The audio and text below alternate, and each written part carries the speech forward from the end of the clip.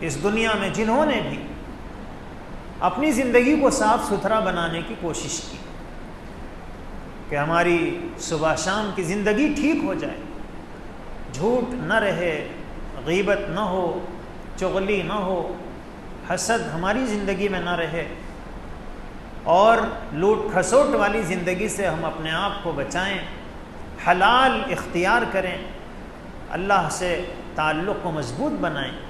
آدمی جب اس کوشش میں اپنے آپ کو لگا دیتا ہے تو پھر حالات کیسے رخ اختیار کرتے ہیں۔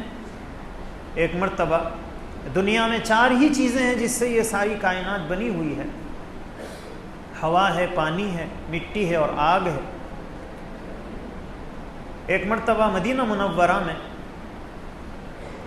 جنگل سے آگ نکلی اور وہ آگ تیزی سے بڑھنا شروع کی اور مدینہ شہر کی طرف بڑھ رہی تھی، اور ظاہر ہے کہ جنگل میں زمین کے اندر سے کوئی آگ نکلے تو اس آگ پر قابو پانا آسان نہیں رہتا ہے۔ جنگل کے جنگل جل جاتے ہیں، شہر بستیاں جل کر خاک ہو جاتی۔ حضرت عمر فاروق رضی اللہ عنہ کا زمانہ تھا، تو حضرت عمر نے ایک صحابی جن کا نام تمیم داری ہے، ان سے یہ کہا کہ تمیم جاؤ اس آگ کو واپس بھیجاؤ۔ تو حضرت تمیم داری نکلے اور ان کے ہاتھ میں چادر تھی، یہ اس چادر سے آگ کو مارنے لگے۔ اب ظاہر ہے کہ چادر سے آگ کو مارا جائے تو چادر جل جائے گی، لیکن وہ چادر سے آگ کو مارتے تھے، ایسے ہی مار رہے تھے جیسے گدھے کو مارتے ہیں۔ اور حضرت تمیم داری نے کہا کہ تو جہاں سے آئی ہے وہاں واپس جا۔ اب جیسے جیسے یہ مارتے تھے آگ پیچھے ہٹتی اور آخرکار جہاں سے آگ نکلی تھی وہاں واپس چلی گئی۔ یہ دنیا کی آنکھوں نے دیکھا ہے۔ حضرت عمر فاروق رضی اللہ عنہ ایک مرتبہ مسجد نبوی میں خطبہ دے رہے تھے، اور خطبے کے بیچ میں تقریر کر رہے تھے۔ تقریر کے بیچ میں حضرت عمر فاروق نے ایک ایسا جملہ کہا جو مجمع کو سمجھ میں نہیں آیا۔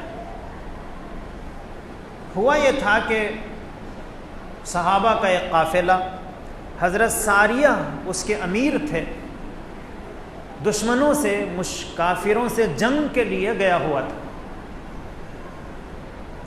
اب حضرت عمر فاروق رضی اللہ عنہ نے مسجد میں مدینے میں تقریر کرتے ہوئے بیچ میں کہا یا ساریہ الجبل۔ اس کے بعد پھر جو تقریر کر رہے تھے وہ تقریر انہوں نے کی۔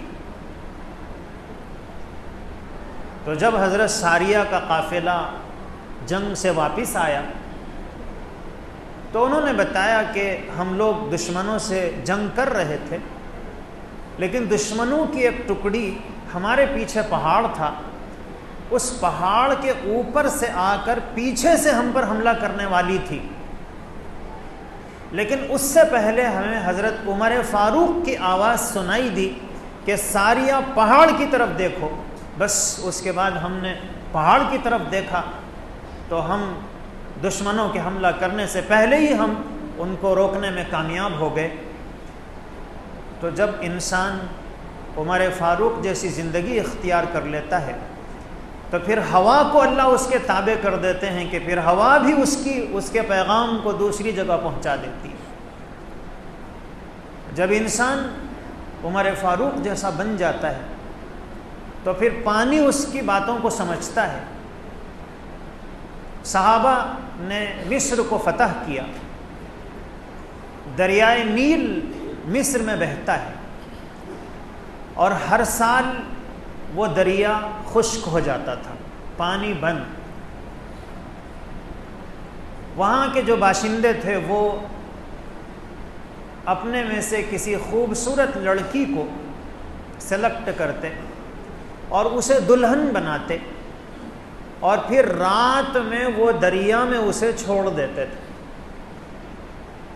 اور صبح جب ہوتی تو پھر دریا کا پانی چلنا شروع ہو جاتا اور وہ لڑکی مر جاتی۔ یہ طریقہ تھا مصر والوں کے پاس۔ تو اب صحابہ نے جیسے ہی مصر کو فتح کیا، معمول کے مطابق دریا کا پانی سوکھ گیا۔ تو لوگوں نے کہا کہ عمرو بن عاص جو امیر قافلہ تھے کہ دریا خشک ہو گیا ہے اور ہمارے پاس طریقہ یہی ہے کہ کسی نوجوان لڑکی کو بنا سنوار کر ہم رات میں اس دریا میں چھوڑ دیتے ہیں، اور اس دریا کا جو بھی دیو ہے، جن ہے، جو بھوت ہے، پریت ہے، وہ اس کو کھا جاتا ہے اور اس کے بعد پھر وہ خوش ہو کے دریا چلنا شروع ہو جاتا ہے۔ تو حضرت عمرو بن عاص رضی اللہ عنہ نے سوچا کہ بھی اسلام میں تو یہ درست نہیں ہے کہ کسی کی جان کو خواہ ختم کر دیا جائے۔ تو حضرت عمرو بن عاص نے کہا کہ ہم لوگ تو ایسا نہیں کریں گے، لیکن دریا وہ پانی رکا رہا، پانی ہی نہیں، کئی دن گزر گئے۔ بالآخر جو کسان تھے وہ نقل مکانی کرنا انہوں نے شروع کیا کہ بھئی جب پانی ختم ہی ہو گیا ہے، پانی بہہ نہیں رہا ہے، تو ہم نہ کھیتیاں کر سکتے ہیں نہ کچھ کر سکتے ہیں، تو اب یہاں رہ کے کیا کریں گے، بھوکے مر جائیں گے، تو ایسی جگہ چلو جہاں پانی ہے۔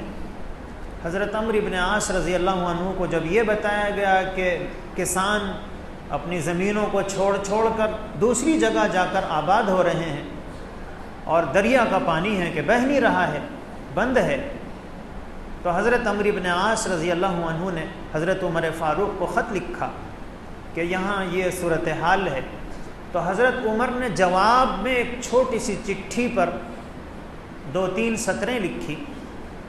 حضرت عمر نے دریا کو مخاطب کر کے کہا کہ اے دریا، اگر تو اپنی مرضی سے بہتا تھا تو تیرے بہنے کی کوئی ضرورت نہیں،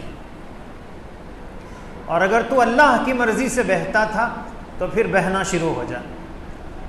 جیسے ہی یہ چٹھی پہنچی اور ڈالی گئی رات میں، تو صبح ہونے سے پہلے دریا کا پانی چلنا شروع ہو گیا، اور وہ دن ہے اور آج کا دن ہے کہ دریائے نیل آج تک خشک نہیں ہوا۔ تو آدمی جب عمر فاروق جیسی زندگی اختیار کر لیتا ہے تو پھر پانی بھی اس کی بات کو سنتا ہے۔ اللہ تعالی ہمیں